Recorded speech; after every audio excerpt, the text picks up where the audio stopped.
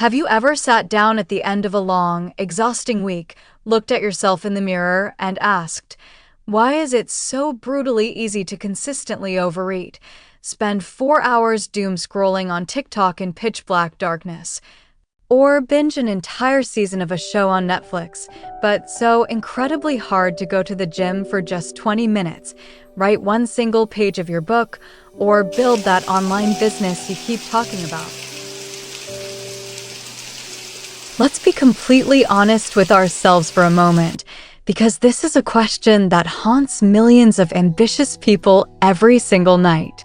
You lie in bed feeling the crushing weight of guilt, wondering why your screen time is skyrocketing while your goals are gathering dust on a shelf. You tell yourself that you're lazy, you promise that tomorrow will be different, and you swear that you'll find the motivation you need to finally change your life. But when tomorrow comes, the cycle simply repeats. The truth is, you do not have a motivation problem, you have a design problem. And consistency has absolutely nothing to do with your willpower. Willpower is a total trap.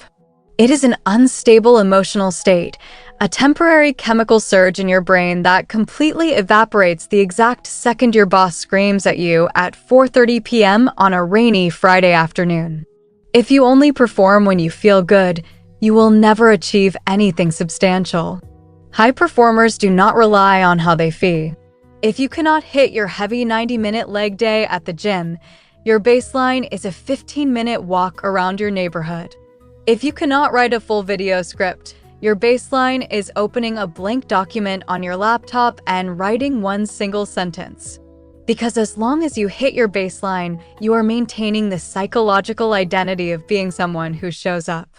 You keep the momentum alive in your brain, and you build massive self-confidence because you prove to your subconscious mind that you can perform under imperfect conditions. Consistency is not about being perfect, it's about being adaptable. And the most flexible system always wins. Next, you have to stop trying to quit your bad habits cold turkey and start replacing them.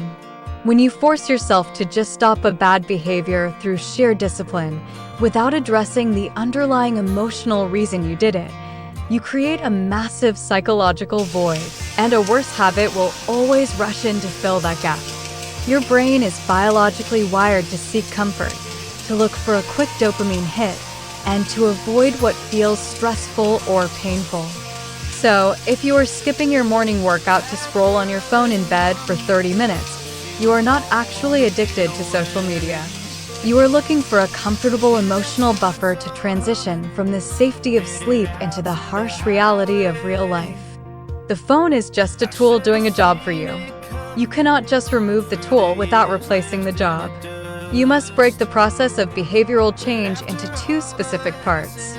First, you must reward yourself immediately when you resist the temptation of a bad habit.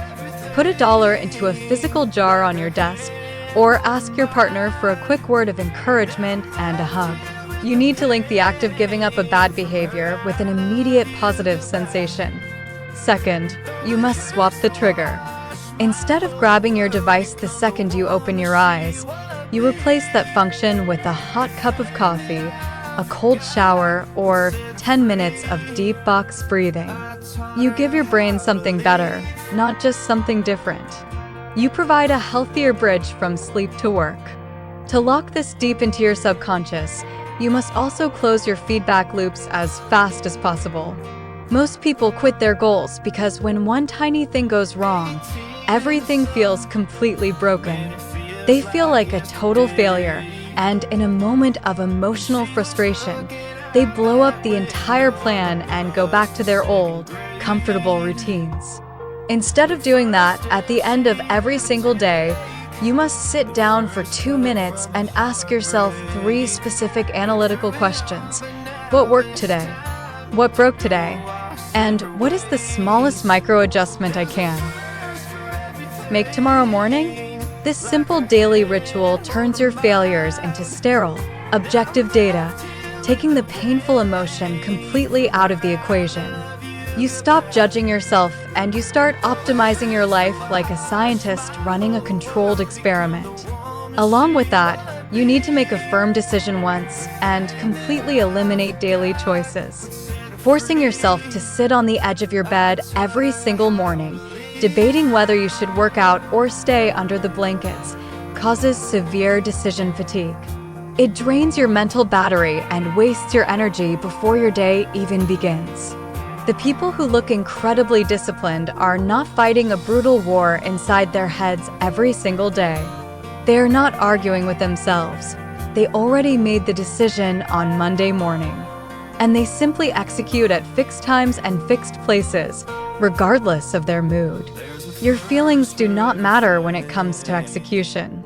Your mood must follow the plan, not the other way around. If you decided to write at 9 a.m., you sit at your desk at 9 a.m. and you open the laptop. Whether you feel like a genius or an amateur is completely irrelevant. You just do the action because the decision has already been settled. Finally, the ultimate hidden killer of consistency is tracking outcomes instead of tracking behaviors. The exact amount of money in your bank account today, the shape of your body when you look in the mirror, and the current quality of your relationships are not a byproduct of what you did last week. They are the lagging indicators of the hidden habits you accumulated over the last 2 years of your life. Results take time to compound. There is a massive time lag between the work you put in and the reward you see. And if you judge your daily progress based on invisible short-term results, your brain will easily convince you to quit out of pure impatience. Stop looking at the scale and start looking at your daily tracking sheet. Stop counting the dollars and start counting the inputs. Did you eat the target protein? Did you send the outreach messages to potential clients? Did you do the deep work? Yes or no? That is all that matters. Stop treating your inconsistency as a personal moral failure. You are not a lazy person. You are not fundamentally broken. You just have a poorly designed system. And the exact moment you engineer your daily environment to work under real, chaotic, and highly imperfect conditions, staying consistent stops feeling like a brutal chore and it simply becomes who you are. Thank you for spending your valuable time with me on this episode of the podcast. If this perspective shifted something inside your mind today, please consider sharing this audio with one person in your life who is currently struggling to find their rhythm. And always remember, you do not need perfect conditions to start building your dream life. You just need a baseline. Take deep care of yourself, protect your energy, and I will talk to you in the next episode.